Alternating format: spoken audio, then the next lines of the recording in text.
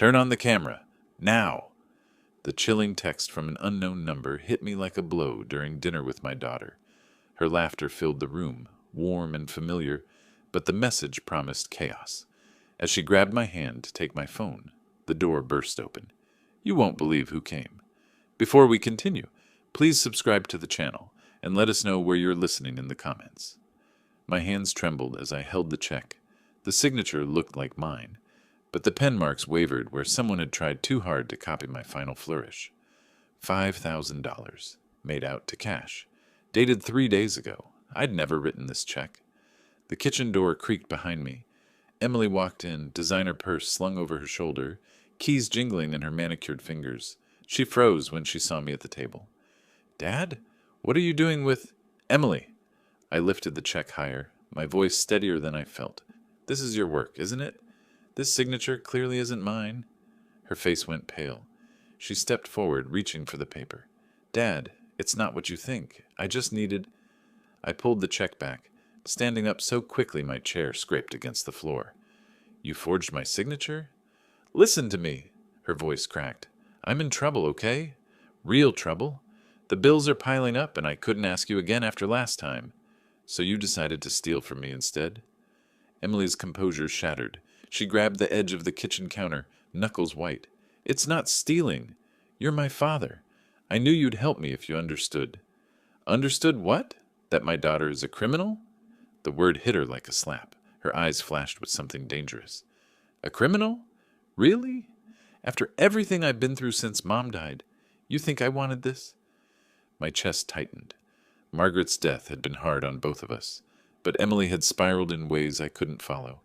The gambling, the shopping, the lies about where the money went. Your mother always worried you loved money more than people, I said quietly. Don't! Emily's voice turned cold. Don't you dare bring Mom into this. She would have understood. She would have helped me. By forging checks? By lying to banks? Emily stared at me for a long moment. Then she laughed, but it sounded broken. You really think this is about one check? You really have no idea, do you? Something in her tone made my stomach drop. What do you mean? She turned away, walking toward the living room. Forget it. Just forget everything. I followed her, still clutching the check. Emily, what did you mean? What don't I know? She was shoving things into her purse now. Her phone charger from the coffee table. A bottle of perfume from the mantel. Moving with the jerky efficiency of someone preparing to run. Emily, answer me! You want answers? She spun around, eyes blazing. Fine. This isn't the first time, Dad. It's not even close. And honestly, I'm not sorry. You sit in this house counting your pennies while I'm drowning. Well, congratulations. You finally caught me. The room tilted. My legs felt weak. What are you saying? I'm saying you never understood me. Mom did, but you just judge. Always just criticism, never solutions. She zipped her purse shut with violent force. I'm done trying to explain myself to someone who sees me as a disappointment. How many times? My voice came out as a whisper. Emily paused at the front door, hand on the knob. She looked back at me with something that might have been pity. More than you want to know, Dad. Way more. The door slammed behind her. Through the window, I watched her stride to her car, heels clicking on the driveway. The engine roared to life, and she was gone. I stood alone in my living room, still holding the check that had started it all. Outside, a neighbor's dog barked once, then fell silent. The subway car rocked beneath me as we pulled into the financial district station. I'd barely slept, Emily's words echoing in my head. More than you want to know. The check felt heavy in my jacket pocket, folded and refolded until the creases had worn soft. I needed to know how deep this went. The bank building stretched 40 stories into the gray morning sky. Inside, marble floors reflected fluorescent lights, and the hustle of morning business surrounded me. I asked for someone who could help me review my account history. Mr. Harper? A woman in her 30s approached, extending her hand. I'm Sarah Wilson, loan specialist. I understand you have some questions about your account? We sat at her desk, separated by neat stacks of paperwork and a computer screen she angled toward me. I pulled out the check with shaking fingers. I found this in my kitchen yesterday. I didn't write it. Sarah examined the check, her professional smile faltering slightly. I see. Let me pull up your full account profile. Her fingers clicked across the keyboard. "Mr. Harper, you have an active loan for $500,000. The words hit me like ice water. That's impossible. I never took such a loan. It was approved 6 months ago. She turned the screen toward me. Here's your signature on all the documents. I leaned forward, squinting at the digital images. The signature looked exactly like mine, but I remembered nothing about these papers, these dates, these amounts. This is forgery. My voice sounded strange, distant. My daughter... Oh, goodness, what has she done? Sarah's expression softened. Mr. Harper, I'm so sorry. This is a very serious situation. If these signatures are fraudulent, we need to... Show me everything. For the next 20 minutes, she walked me through a trail of financial destruction. The $500,000 loan was just the beginning. There were credit cards opened in my name, smaller loans, cash advances, all bearing my forged signature, all approved because my credit score had been spotless before this began. The total exposure is approximately $700,000, Sarah said gently. My vision blurred. $700,000. My entire retirement savings, my house equity, everything Margaret and I had built over 40 years of marriage, gone. When did this start? The first transaction was 11 months ago. A small credit card, just $5,000. Then it escalated. 11 months. Right after Margaret's funeral, when Emily had been so devastated, so lost. When I'd been trying to comfort her, she'd been planning this. What are my options? Sarah handed me a stack of paper copies. You'll need to file police reports for identity theft. The bank will investigate, but Mr. Harper... She paused, choosing her words carefully. This level of systematic fraud, especially by a family member, it's going to be complicated. I stood up on unsteady legs, clutching the documents to my chest. The bank's air conditioning felt arctic against my skin. Thank you, I managed. Mr. Harper, I'm required to inform you that some of these loans are already in default. You'll be receiving legal notices soon. The elevator down seemed to take forever. When I finally stepped onto the sidewalk, the summer heat hit me like a wall. People streamed past, talking on phones, carrying coffee, living their normal lives while mine crumbled around me. I looked down at the papers in my hands, evidence of my daughter's betrayal, printed in black and white. My keys hit the kitchen counter with a sharp clatter. The house felt different now, like walking into a crime scene. I spread the bank documents across the same table where I'd found that first check just 24 hours ago. $700,000. I arranged the papers chronologically, creating a timeline of Emily's deception. November 2024, first credit card. December, personal loan for $20,000. January, another credit card. February, the big one, the $500,000 mortgage against my house. My house. The one Margaret and I had bought as newlyweds, where we'd raised Emily, where Margaret had died in our bedroom upstairs. I walked into the living room, needing to see her face. Margaret's photograph smiled at me from the mantel, taken on our 30th anniversary.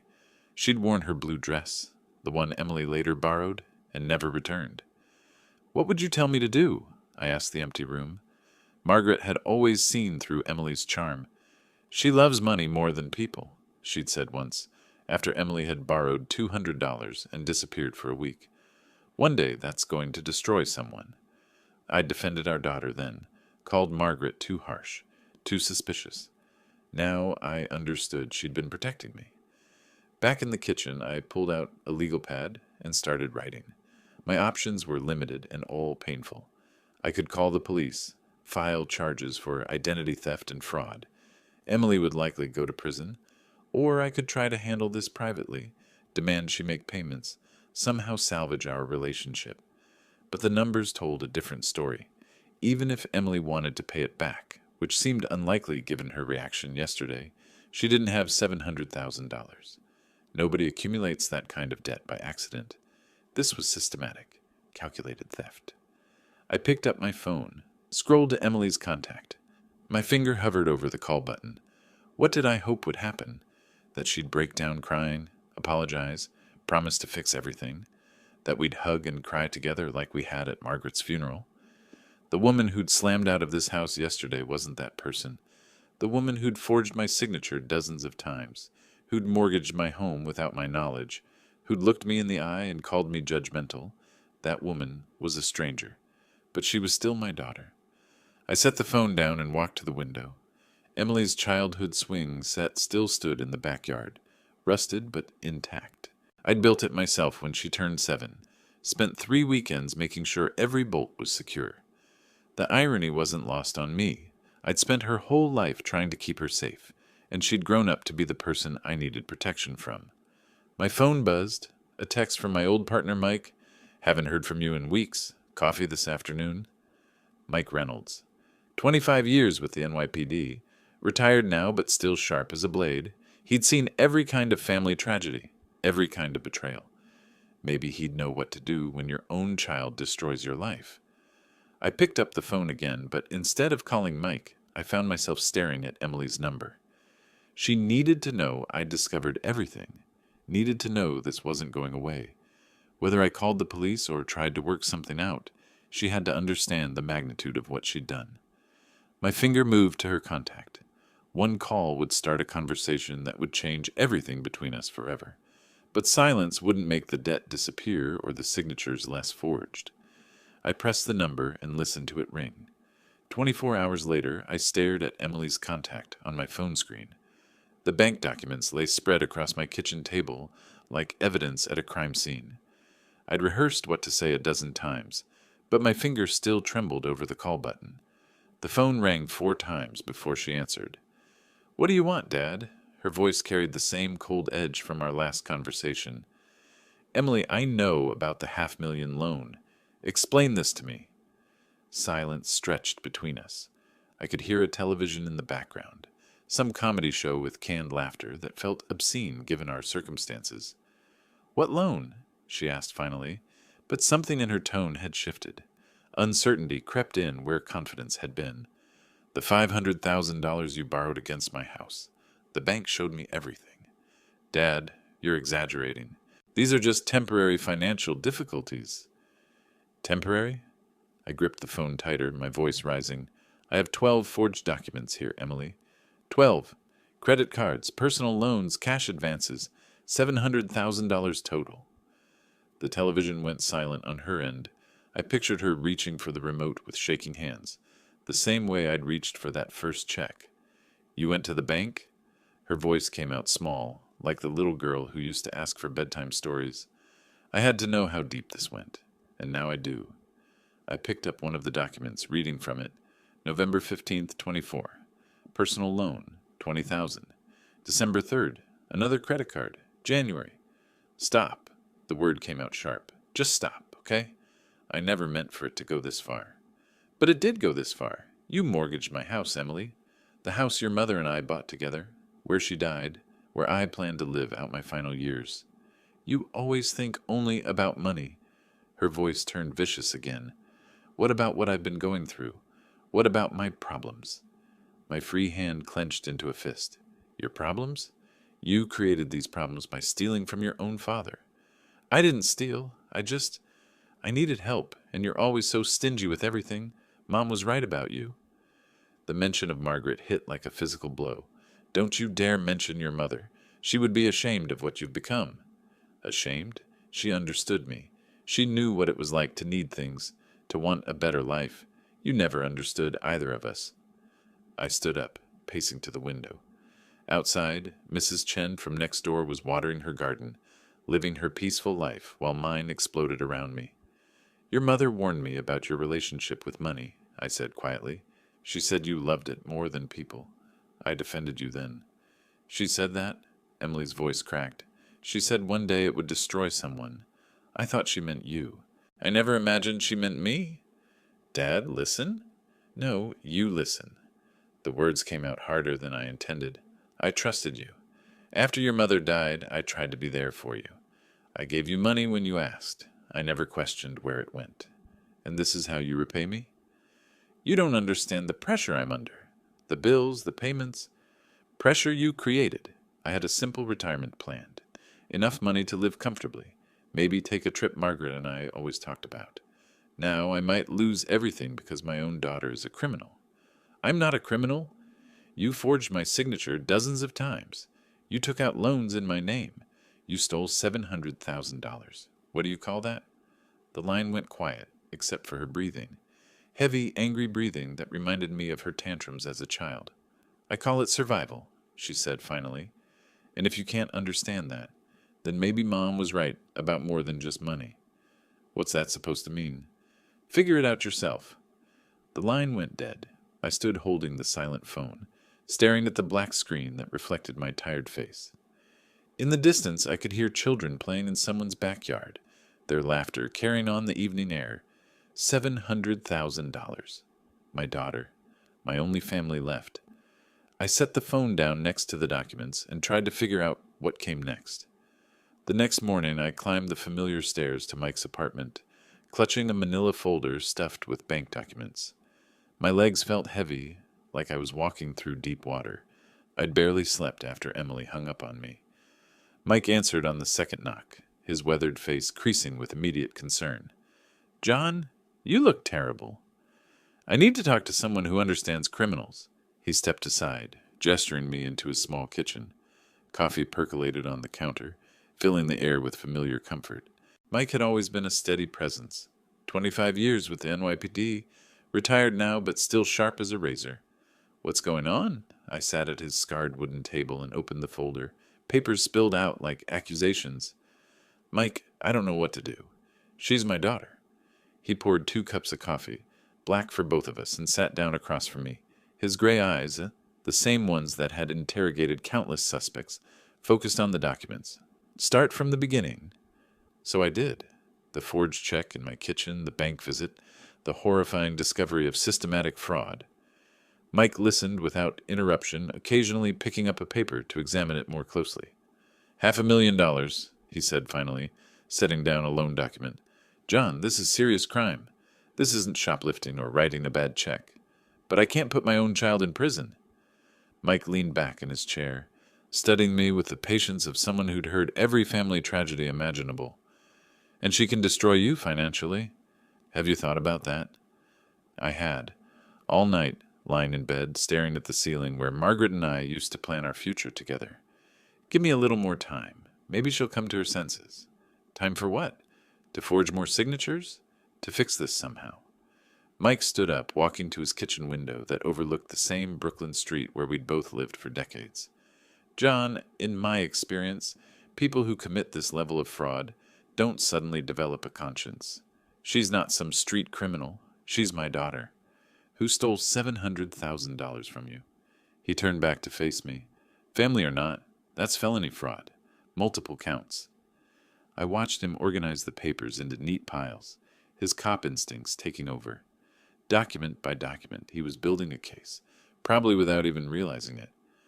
"What would you do?" I asked. "If it were my kid?" Mike sat back down, his expression softening slightly. "I'd want to believe they could change too. But I'd also protect myself." "How?" "File a police report. Get this documented officially. Even if you don't press charges right away, you need legal protection." The thought of walking to a police station, of telling strangers that my daughter was a thief, made my stomach turn. "I can't. Not yet." Mike nodded slowly, but I caught something in his expression. A quick calculation, the kind of look he used to get when planning how to approach a difficult case. "Okay," he said. "But John, promise me something. Don't let her talk you into anything stupid. Don't sign anything. Don't give her access to any more accounts." "I won't. And keep these documents safe." He gestured to the papers. "They're your only proof." I gathered everything back into the folder, suddenly exhausted. Mike walked me to the door, his hand heavy on my shoulder. "You're a good father," he said, "but sometimes good fathers have to make hard choices."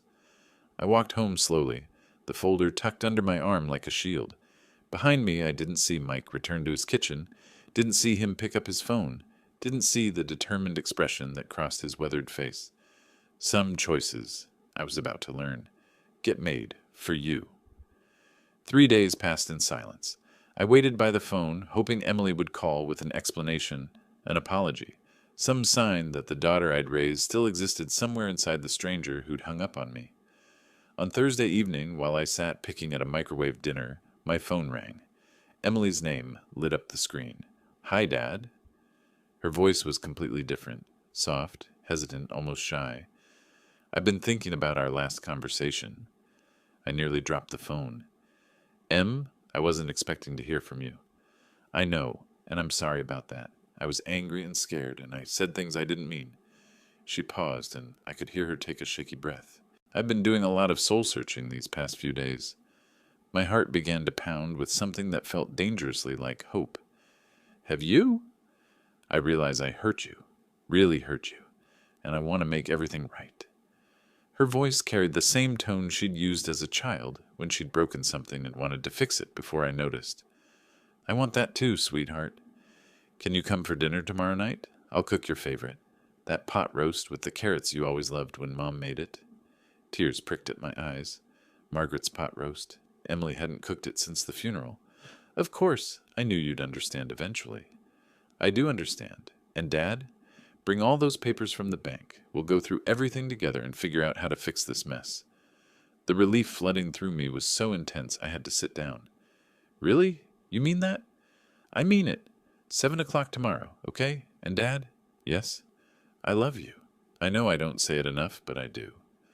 After she hung up, I sat in my kitchen grinning like a fool. The Emily who'd called me was the Emily I remembered. Thoughtful, remorseful, ready to take responsibility.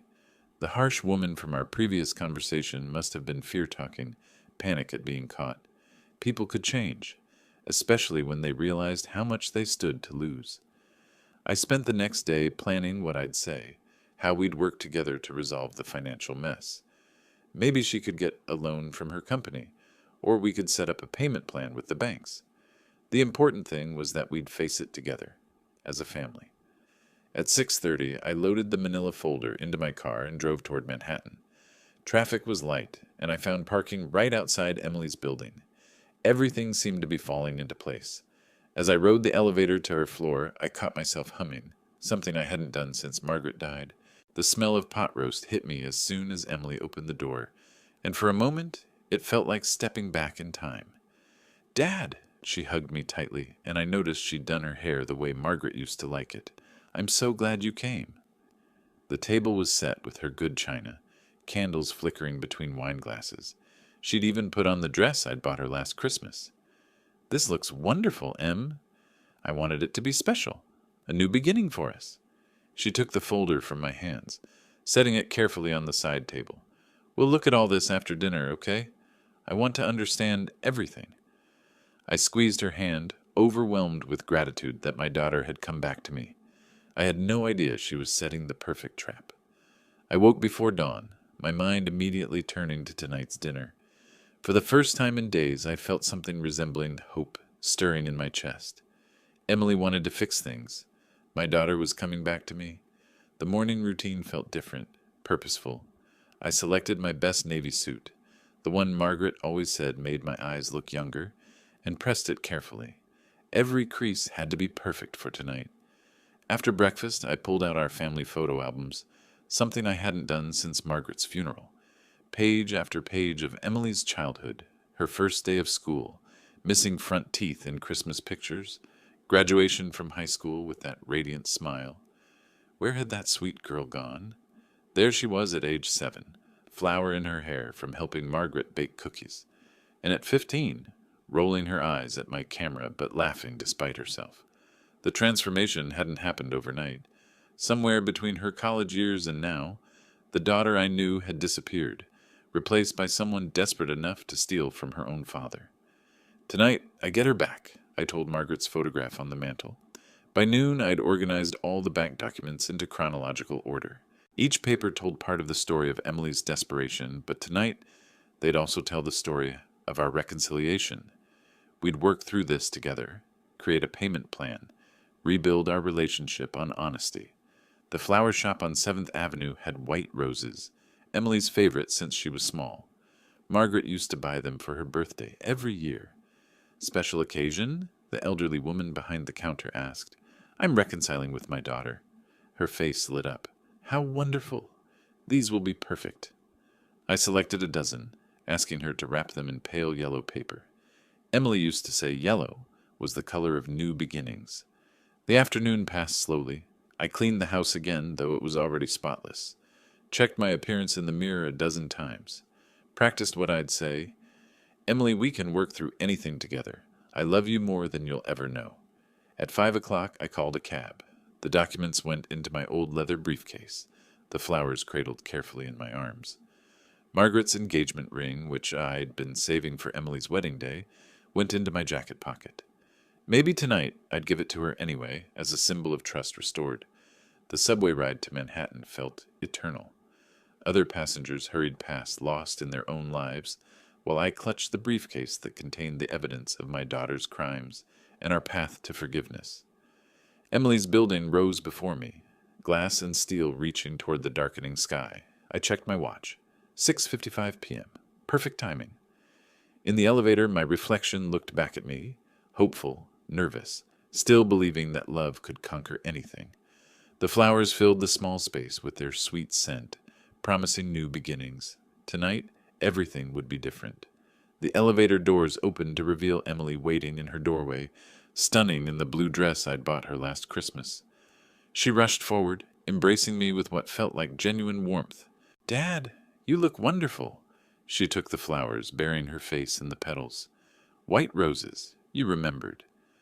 Her apartment smelled like pot roast, just as promised. The dining table was set with her good china, candles flickering between crystal glasses. For a moment, it felt like stepping back in time to family dinners, when Margaret was alive. "This is beautiful, Em. I wanted tonight to be special. A new beginning for us." She guided me to the couch, taking my briefcase and setting it carefully on the side table. "Wine? I got that Merlot you like." We sat across from each other at the elegant table, but something felt off. Emily kept glancing at my briefcase, and I noticed scattered bills peeking out from beneath magazines on her coffee table. Credit card statements, overdue notices, the detritus of financial chaos barely hidden. "The pot roast is just like Mom's," I said, trying to recapture the warmth of our phone conversation. "I found her recipe card." Emily's smile seemed strained. "Dad, about those documents you brought." "We'll get to that." I cut another piece of meat, savoring the familiar flavors. "I'm just glad we're talking again." "Me too." But her leg bounced under the table, nervous energy she couldn't quite contain. "How much did you say the total was?" 700,000. I watched her face carefully. "But Emily, the important thing is that we're going to solve this together." She nodded quickly, too quickly. "Absolutely. That's exactly what I want to discuss." Her fingers drummed against her wine glass.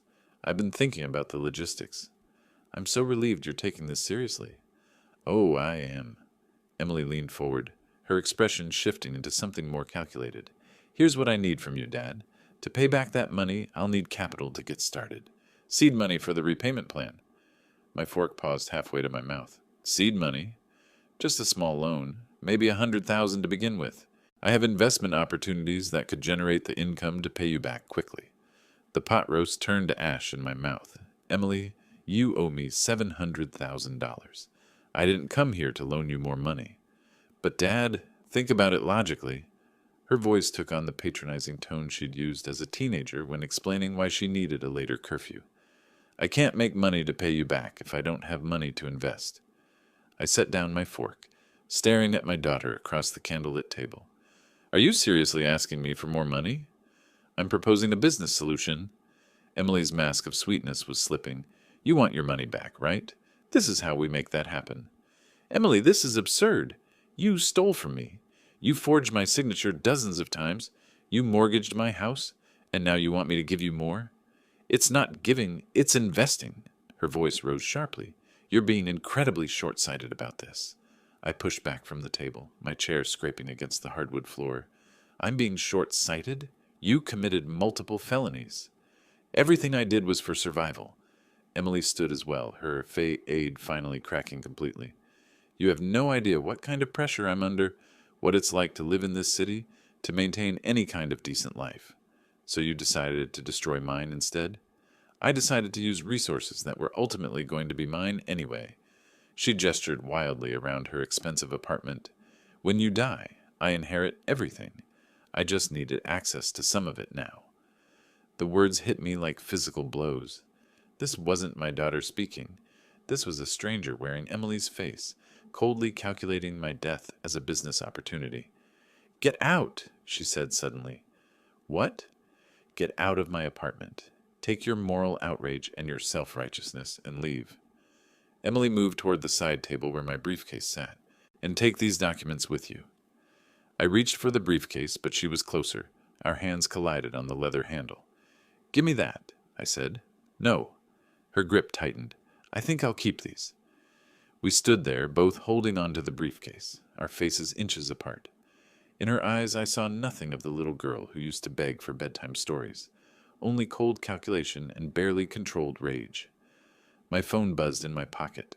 The police officers moved through Emily's apartment with methodical precision, their cameras flashing as they documented every scattered document. I stood by the window, watching them work, still holding my phone with that mysterious message glowing on the screen. "Mr. Harper?" Detective Morrison approached me, his notebook ready. "We'll need a formal statement about the crimes committed against you." I nodded numbly, unable to process how quickly everything had changed. An hour ago, I'd been hoping for reconciliation with my daughter. Now she was in handcuffs, and strangers were photographing evidence of her betrayal. "These documents will become evidence in the prosecution," Morrison explained, carefully bagging each paper. "The originals with the forged signatures are particularly important." "Will I be testifying in court?" "Most likely, yes. Your testimony will be crucial for establishing the timeline and extent of the fraud." He paused, studying my face. "Are you all right, sir? This has been a traumatic evening." Traumatic felt like an understatement. "Detective, how did you know to come here tonight? How did you know about the dinner, the timing?" Morrison exchanged a glance with his partner, then smiled slightly. "You have very caring friends, Mr. Harper. Someone called in a tip about ongoing financial fraud and suggested tonight would be the perfect time to make an arrest." My hands trembled as the implication hit me. "A friend called you?" "Someone with law enforcement experience. They'd been conducting their own investigation and felt it was time for official intervention." Morrison handed me his business card. They coordinated with us to ensure everything was handled properly. Mike. It had to be Mike. 20 minutes later, I sat in the back of a taxi, Emily's apartment building shrinking behind us as we headed toward Brooklyn.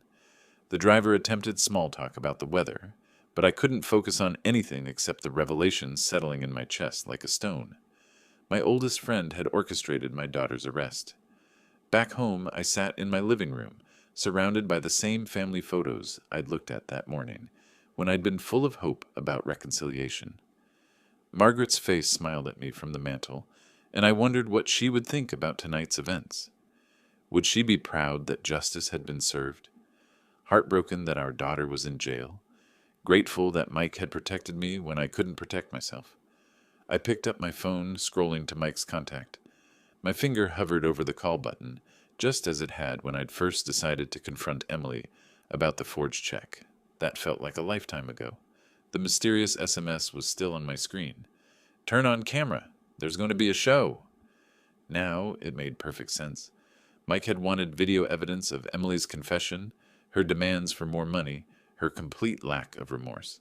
He'd orchestrated the entire thing. I pressed Mike's number and listened to it ring. "Mike, you organized the arrest, didn't you?" No hesitation in his voice. "Yes, I did."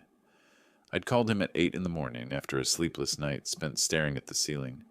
His direct admission still hit me like a physical blow, even though I'd known it was true. "John, you never could have done this yourself," he continued matter-of-factly. "You love her too much to see clearly.